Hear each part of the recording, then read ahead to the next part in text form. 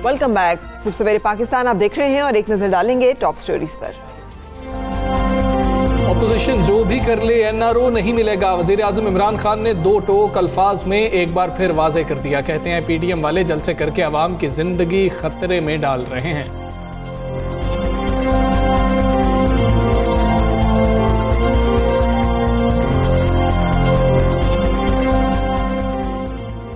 अहम फैसला सामने आ गया। कैम्ब्रिज इम्तहानात अगले साल जून और नवंबर में होंगे।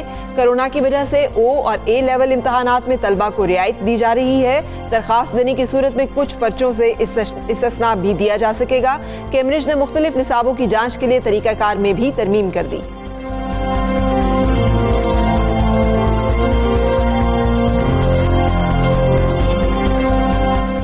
कौमी क्रिकेट टीम को बड़ा झटका। बाबर आजम अंगूठे में फ्रैक्चर के बायस न्यूजीलैंड के खिलाफ सीरीज से बाहर हो गए। इमामुल हक और शादाब खान भी इंजरीज का शिकार।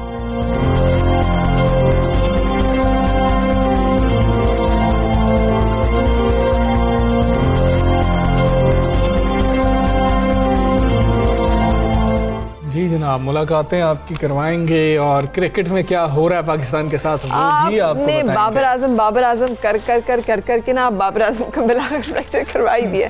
अच्छा, लेकिन कहते हैं ना शौक का कोई मुल नहीं।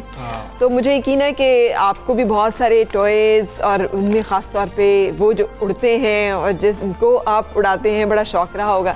हमजा का ये शौक जो है अभी तक कायम दायम है और हमजा ने ये एक एक्सपीरियंस भी किया है। वैसे आपको पता है मैंने भी ये किया हुआ है और मैंने तो जहाज़ उड़ाया भी हुआ है, लेकिन उस वक्त अभी इस्लामाबाद में पाबंदी नहीं लगी थी और हम लोग जो है F10 पार्क, एक बहुत बड़ा फातिमा जिन्ना पार्क, वहाँ पे बहुत सारे लोग इकट्ठे होते थे जो आराम से अपने ये जहाज़ जो उड़ाया करते थे। तो मैंने भी इस पे पूरा वो सेगमेंट किया था, लेकिन अब पाबंदी लग चुकी है सिक्योरिटी रीजंस की वजह से। बिल्कुल, ये जो फरा बातें कर रही है ना, ये मैं आपको दिखाने जा रहा हूँ। दाऊद के साथ हमने ये किया। दाऊद के पास बेहतरीन जहाज़ हैं। कैसे जहाज़ हैं वो हम आपको दिखाते हैं।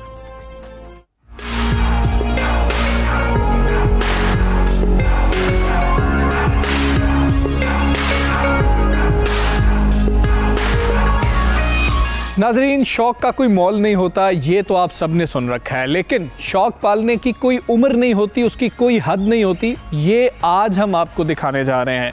बचपन में शौक शुरू होता है रिमोट कंट्रोल गाड़ियों से, जो असली गाड़ियों पर जाकर बिल्कुल ख़त्म हो जाता है। और एक उम्र आती है जब वालिदैन भी कहते हैं, लोग भी कहते हैं कि क्या ज़रूरत है, अब तुम बड़े हो गए हो, अब ये शौक बच्चों के हैं। लेकिन जिद्दत अगर आप उसमें ले आएँ तो किसी भी उम्र तक उस शौक को लेकर जाया जा सकता है। और आज ऐसे ही एक नौजवान से हम आपकी मुलाकात करवा रहे हैं जिसका शौक बढ़ता है, ऐसी रिमोट कंट्रोल गाड़ियों से बढ़ता ये बड़े बड़े जहाज़ों तक आ गया है, जो खिलौने तो हैं लेकिन ये बड़े लोगों के लिए हैं। तो अगर आप भी कोई शौक रखते हैं और आप उस शौक को कंटिन्यू करना चाहते हैं तो आप उसको कंटिन्यू कर सकते हैं। ये मुझे मिनी एयरपोर्ट लग रहा है जहाँ पर मैं मौजूद हूँ और ये जिस नौजवान का शौक है उसी से हम बात करने की कोशिश करेंगे। शेख दाऊद बिन महमूद हमारे साथ मौजूद हैं, उन्हीं से इस हवाले से बात करते हैं। ये शौक हमें बताएं कि कब से शुरू हुआ और अभी तक ये कंटिन्यू है, या ये बचपन का ही शौक था और अब ख़त्म हो गया, अब सिर्फ वो चीज़ें पड़ी हैं उनको कभी कभी आप जो है अप्लाई कर लें?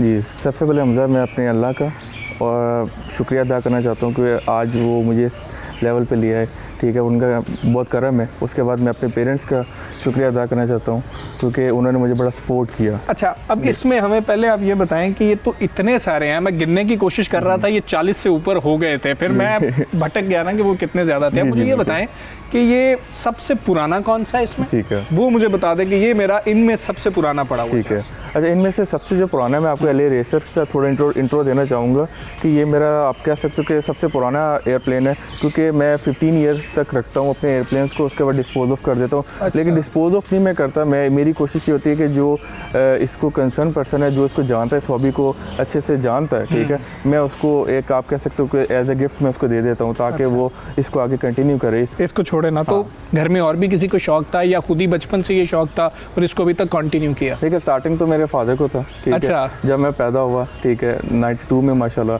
तो वो मेरे लिए एक एयरप्लेन लेके, जब मैं बोल भी नहीं सकता था, ठीक है, तो मेरे लिए एयरप्लेन लेके तब से शौक है, लेकिन स्टार्ट फादर को था। तो इसमें कोई फादर का भी हिस्सा है कि उनको शौक था, या ये सारे आपकी मिल्कियत है, आपके यहाँ फादर का इसमें से कुछ नहीं है?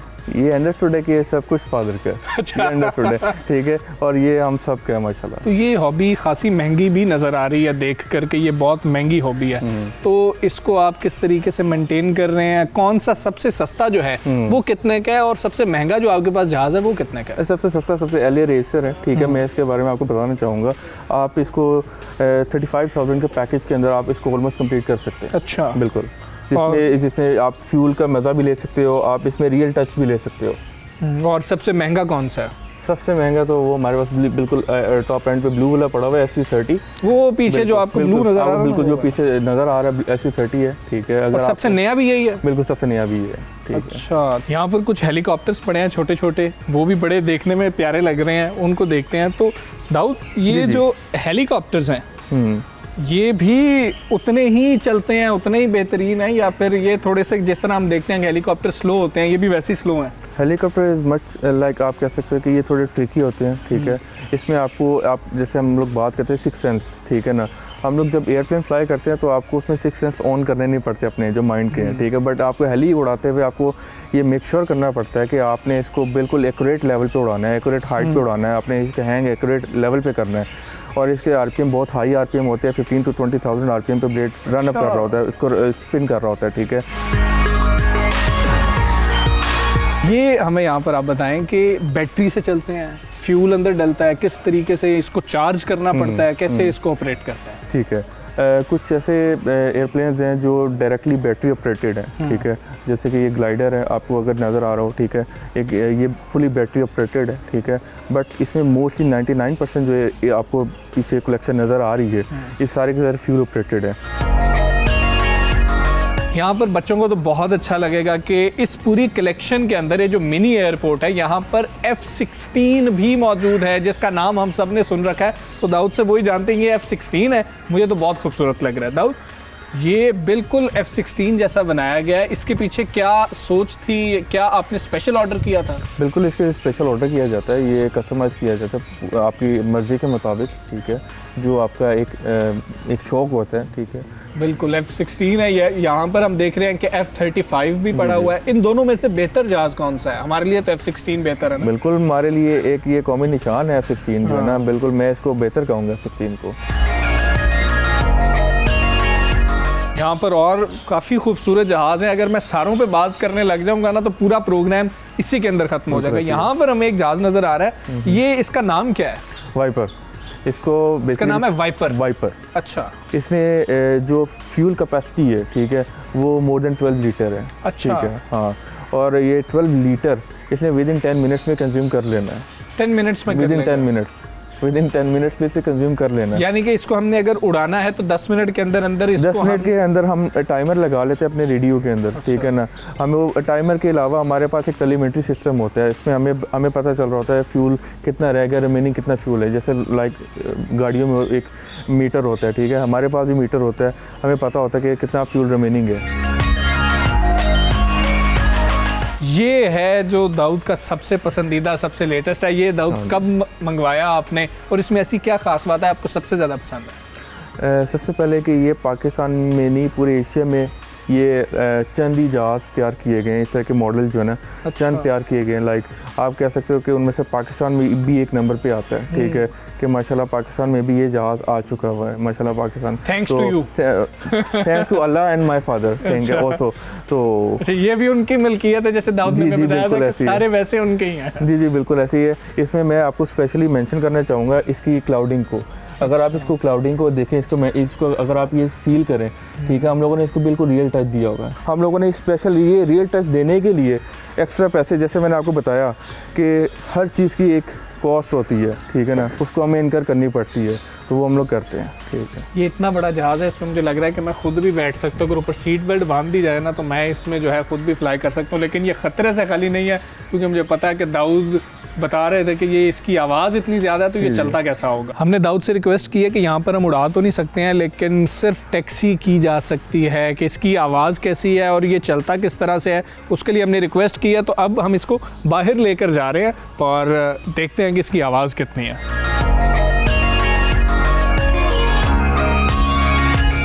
ये तकरीबन 15 फीट से ज़्यादा फासला है कि मैं पीछे खड़ा हूँ, इस वक्त जहाज़ स्टार्ट है और यहाँ तक हीट आ रही है उसकी। इतना सख्त और बड़ा इंजन है कि यहाँ तक हीट आ रही है। अगर मुझे लगता है कि मैं 10 फीट आगे भी चला जाऊँगा फिर भी इसकी हीट आएगी।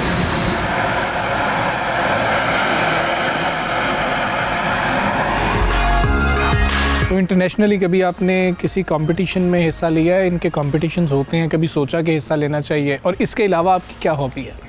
इसके अलावा मेरी यही हॉबी है। अच्छा, यही हॉबी मेरी यही हॉबी है। और इंटरनेशनल कंपटीशन इनके बहुत अच्छे होते हैं और बड़े हाई लेवल पे जाके होते हैं। अच्छा। जेट वर्ल्ड मास्टर अभी चाइना में हुआ था, जिसमें हमारे कुछ पाकिस्तानी रेडियो कंट्रोल पायलट गए, ठीक है, जिसको हम लोग RC पायलट बोलते हैं, ठीक है। वो लोग गए, उन्होंने जाके पाकिस्तान को एक अच्छे लेवल पे जाके प्रेजेंट किया, जो कि टॉप 7 नंबर पे आए, ठीक है।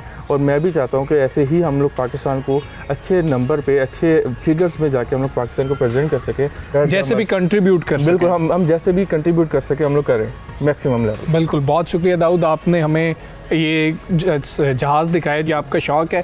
दाऊद की तरह अगर आपका कोई भी शौक़ है, चाहे वो जहाज़ों का है, चाहे आप क्रिकेट खेलते हैं या इस तरह की कोई भी मुनफरिद चीज़ है, तो उस शौक़ को जारी रखें और वक्त के साथ उसमें जिद्दत लाते जाएं और फिर दुनिया में आप पाकिस्तान का नाम किसी तरह भी रोशन कर सकते हैं।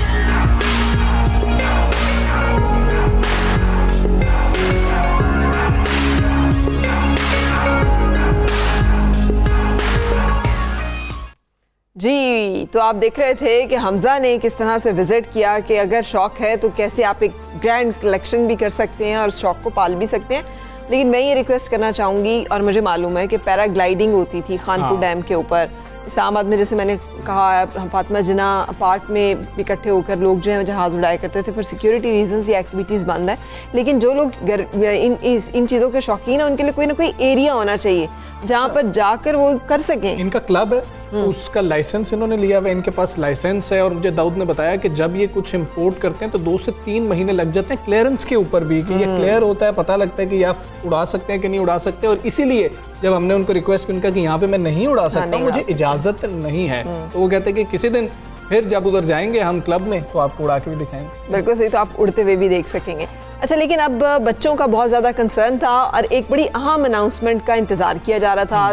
3 दिसंबर को आनी है, 4 दिसंबर को आनी है। फाइनली कैम्ब्रिज इंटरनेशनल एग्जामिनेशंस ने ऐलान कर दिया है कि कोरोना की सूरत हाल के तनाजुर में पाकिस्तान समेत दुनिया को 160 ममालिक में आइंदा साल 2021 के जून और नवंबर के O और A लेवल के इम्तहानात के तलबा को रियायत दी जाएगी। हाँ जी, जिसके तहत अगर वबाई मरज़ कोरोना जारी रहता है, उससे तदरीसों की जो है इसकी जांच मुतासिर होती है, तो फिर दरख्वास्त देने की सूरत में कुछ पर्चों से इस्तिस्ना भी दिया जा सकता है, जिनमें अमली इम्तिहानात और लैंग्वेज के जो टेस्ट हैं वो शामिल होंगे। और कैम्ब्रिज ने मुख्तलिफ निसाबों की जांच के तरीक़ाकार में तरमीम भी की है, जिसके मुताबिक फ़ाइनल इम्तहानात में जांच के लाजमी मरहले में शुरका के सामने खुद पेश होने के बजाय ऑनलाइन या उसकी रिकॉर्डिंग पेश कर सकते हैं। इस हवाले से जो है अहम बयानात जो है जारी किए गए हैं। कैम्ब्रिज की CEO ने कहा है कि हम जानते हैं मौजूदा वबा हमारे स्कूलों के लिए मुश्किलात पैदा कर रही है और हम उनकी मदद के लिए हर मुमकिन कोशिश कर रहे हैं। जून और नवंबर में अपने इम्तहानात मुनक्किद कराने की मनसूबाबंदी कर रहे हैं। और स्कूलों की अक्सरियत ने बताया है कि वो इम्तिहानी अमल को जारी रखना चाह रहे हैं। ये भी उनका बयान इस हवाले से सामने आया। बच्चे बहुत ज़्यादा परेशान थे, पेरेंट्स बहुत परेशान थे। लेकिन इस हवाले से बातचीत करेंगे हमारे जिसे कहते हैं रिकॉर्ड होल्डर हैं। हम सबको मालूम है कि सबसे A स्ट्रेट A's का रिकॉर्ड रखने वाले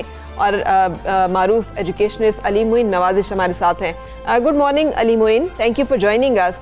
फरमाइएगा ये अनाउंसमेंट, पहले तो आप हमें इसको आसान अल्फाज में समझा दें कि ये क्या कह रहे हैं, वो इसमें क्या क्या लिवरेज, क्या क्या सहूलतें दे रहे हैं। ये जो पर्चों से इस्तिस्ना की बात की जा रही है, ये जो दरख्वास्त देने की बात की जा रही है, ये क्या है और कैसे इनको अवेल करना चाहिए और करना चाहिए या नहीं करना चाहिए? जी बिल्कुल ठीक है। बेसिकली बच्चों को भी शोर कर रहे हैं कि अभी जून खासा दूर है, लेकिन जो भी डेवलप हुई तो उसके हिसाब से मॉनिटर कर रहे हैं। पहले तो उन्होंने ये कहा है कि उनकी पूरी कोशिश है कि 2 इम्तिहानी सीरीज जो उनकी साल में होती है उनको रन करें, उसके अंदर कोई प्रॉब्लम ना हो। लेकिन उन्होंने ये भी कहा है कि हम रिकग्नाइज करते हैं कि तमाम स्कूल्स में जिस तरह प्रैक्टिकल्स नहीं हो सकते, या उस वक्त जाके सिचुएशन किस तरह होती है वो क्लियर नहीं है, तो वो फ्लेक्सिबिलिटी भी शो कर रहे हैं, कह रहे हैं कि जहाँ पर हम प्रैक्टिकल्स को एग्जाम्प्ट कर सकते हैं या जहाँ पर स्टूडेंट्स ने कोई परफॉर्मेंस या डेमोन्स्ट्रेशन देनी हो, जिस तरह आर्ट के सब्जेक्ट में होता है, उसको हम वीडियो वगैरह के थ्रू कर सकते हैं। तो वो बेसिकली मेरा ख्याल ये इंडिकेशन देना चाह रहे हैं सबको कि हम एग्जाम्स रन करेंगे, लेकिन हम एक ये फ्लेक्सिबिलिटी भी रखेंगे कि जिनकी टीचिंग इफेक्ट हुई उनको हम कोई वे आउट दे सके। और उसके साथ साथ एक जो उन्होंने इम्पोर्टेंट बात की कि कोई बच्चा अगर इम्तिहानात के दौरान उसको कोरोना हो जाता है, बीमार हो जाता है, पेपर्स पूरे नहीं दे सकता, तो जो असेस्ड ग्रेड सिस्टम था, यानी जो टीचर ने दिया वो उसके लिए भेजा, तो वो सिस्टम जो पिछली दफ़ा भी यूज़ किया था वो उन बच्चों के लिए यूज़ कर सकते हैं अगर उन्होंने मेजॉरिटी इम्तिहान दे दिए हों।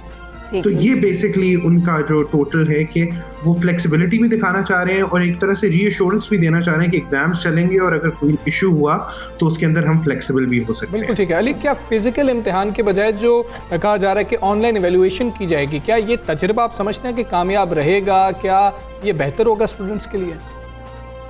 देखिए, कैम्ब्रिज जो है वो दुनिया के बहुत सारे ममालिक में इम्तिहान लेता है और उनको उनके लिए बड़ा इम्पोर्टेंट होता है कि वो जो भी स्टेप्स लें या जो भी ऑल्टरनेट सॉल्यूशंस दें वो रिकग्नाइज भी हों और वो अपने पुराने इम्तिहानात के स्टैंडर्ड्स के इक्विवेलेंट भी हों। कैम्ब्रिज की ये कोशिश ज़रूर रहेगी कि जो भी सिस्टम लाया जाए, जो भी असेसमेंट की जाए, वो उनके ग्रेड्स के इक्विवेलेंट हो, तो स्टूडेंट को कोई फ़र्क नहीं पड़ेगा कि उनकी असेसमेंट में कोई इशू है या उनका ग्रेड कम या ज़्यादा। अच्छा, वेल्स में और स्कॉटलैंड में सुनने में आया था कि एग्जाम्स जो है वो मौखर कर दिए गए हैं और असेस्ड ग्रेड्स के ऊपर जा रहे हैं, तो ये भी सवाल पैदा होता है कि जब वहाँ पर वो ये करने के लिए तैयार है जहाँ पर के वैक्सीन्स भी आ चुकी हैं और ट्रायल्स भी, मतलब वैक्सीन लगनी भी शुरू हो चुकी हैं, तो फिर यहाँ पर उन्होंने ये जो कहा है इसके बारे में भी थोड़ा सा अपना एक ख्याल दीजिएगा। और दूसरा ये बताइएगा कि बच्चे जो इस वक्त स्ट्रेस एंड एंग्जाइटी में हैं वो क्या करना चाहिए, बेस्ट इस वक्त स्ट्रैटेजी एंड पॉलिसी, आपकी रिकमेंडेशन बीइंग अ टॉपर या बीइंग जो एक पर्सन जो कि एजुकेशनिस्ट जो कि जानता है सिस्टम को, क्या होनी चाहिए? क्या उन्हें कुछ पेपर्स को एग्जाम्प्ट करना चाहिए, सारे पेपर्स को अटेम्प्ट करना चाहिए, क्या किया जाना चाहिए? जी नहीं, बहुत अच्छा सवाल किया आपने। देखें, वेल्स के अंदर और स्कॉटलैंड के अंदर चूंकि वो एक अपना सिस्टम चलाते हैं तो वहाँ पर उनके लिए चीज़ें चेंज करना ज़्यादा आसान है क्योंकि वहाँ उनका अपना बोर्ड है और वो सिर्फ को केटर करता है। कैम्ब्रिज इंटरनेशनल ये है क्योंकि बहुत सारे ममालिक में इकट्ठा चलता है और बहुत सारे ममालिक में उन्होंने इम्तिहान लेने होते हैं, तो उनको एक तरह से स्टैंडर्ड जो है वो सेट करना पड़ता है। दूसरा इशू जो आपने कहा कि स्टूडेंट्स के लिए ये बड़ी इंपॉर्टेंट बात है। देखें कि अब June is quite far away, तो what I think is important is कि बच्चे जो हैं वो अपनी तैयारी करें। ये ज़हन में रखें कि वैक्सीन भी आ गई है, चीज़ें बेहतरी की तरफ भी जा रही हैं और पिछली दफ़ा भी जब समर्स आई तो कोविड का काफ़ी हालात बेहतर हो गए थे, तो इंशाल्लाह ताला एक सीरीज़ होगी, तो वो अपनी तैयारी फुल रखें। और 2020 सबके लिए मुश्किल रहा है लेकिन 2021 इंशाल्लाह बेहतर होगा, तो अपनी तैयारी को बस बड़ा आसान होता है कि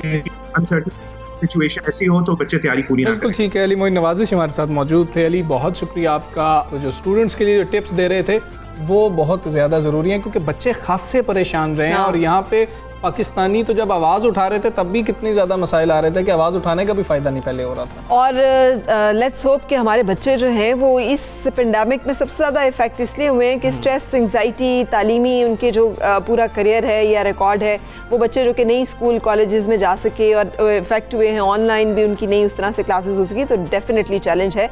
लेट्स होप कि ये कामयाब हो। अच्छा, बात करेंगे एक ऐसे मुनफरिद अंदाज़ और मुख्तलिफ उर्दू की शायरी का एक बड़ा नाम, जॉन एलिया, जिनके मद्दा उनकी सालगिरह मना रहे हैं और क्या खूबसूरत लहजे और अंदाज के वो शायर थे। वो ना, मैं भी बहुत अजीब हूँ, इतना अजीब कि बस खुद को तबाह कर लिया और मलाल भी नहीं। बिल्कुल ऐसे ही है। मतलब ऐसे मुनफरिद शायर फरा कि आप इस शायर को पढ़ लेना तो उसके बाद शायर आपको दूसरा कोई शायर जो है ना वो पसंद नहीं आ रहा होता कि इतनी सीधी बातें, इतनी सी, यूं जो तकता है आसमान को तू, कोई रहता है आसमान में क्या, ये मुझे चैन क्यों नहीं पड़ता, एक ही शख्स था जहान में क्या, मुझको तो कोई टोकता भी नहीं, यही होता है खानदान में क्या। मतलब कैसे मुनफरिद शायर हैं, सिंपल, बिल्कुल सीधे। पीरज़ादा कासिम ने कहा था कि उसके ख्याल की नमूद अहद बा अहद जावेदां, बस ये कहो कि जॉन है, ये ना कहो कि मर गया। और मुझे तो ना वो स्टांस ये कि बेहतरीन, हसीन तरीन, ज़हीन होने के बावजूद मर जाएंगे, लेकिन तरीन हमेशा रहेंगे और फलते फूलते रहेंगे।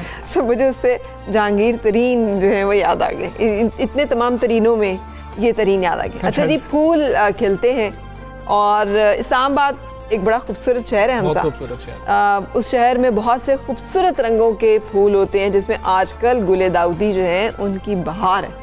और आपको मालूम है अब तो नहीं लगती, लेकिन ये एग्जीबिशंस लगा करती थी। हमारा रोज़ एंड जैस्मीन एक गार्डन होता था जिसमें भरपूर फूलों की नुमाइश गुले दाऊदी की जो है वो हुआ करती थी। एंड आई रियली मिस के वो अब नहीं होती।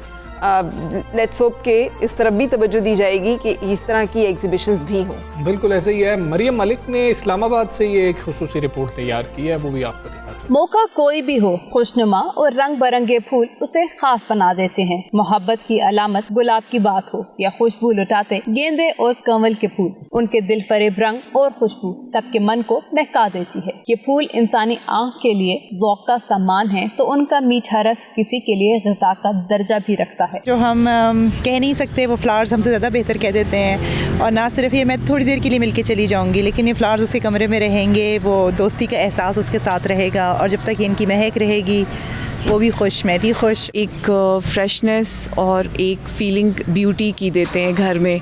और मेरे ख्याल में एक रोज़ एक आई थिंक थॉट्स आपकी क्लियर होती हैं, घर में रखने से नेगेटिव एनर्जीज जाती हैं। रंगों की बहारें बिखेरते और खुशबू लुटाते फूल इस कायनात का असल हुस्न है, जो ज़मीन का जेवर ही नहीं बल्कि घरों की शान, महफिलों का हुस्न और खूबसूरती की अलामत भी हैं। फूल इजहार का बेहतरीन जरिया होते हैं, जिनके जरिए हम अपने दिली जज्बात और एहसासात दूसरों तक बआसानी पहुँचा सकते हैं। 10 मिनट लग जाता है बनाने पे और ख़र्च तकरीबन आ जाता है, इस पे 200-250 आ जाता है, 400 450 हम बेच देते हैं। दारुल हुकूमत में कई जगहों पर कायम दुकानों पर रखे ये फूल अपने हुस्न की तेज महक से सर्द मौसम में भी शहर इक़्तिदार को महका रहे हैं। कैमरामैन वकास महमूद के साथ मरियम मलिक, 92 न्यूज़, इस्लामाबाद। खूबसूरत फूल। और तोहफे के लिए कैसे होते हैं फरा फूल?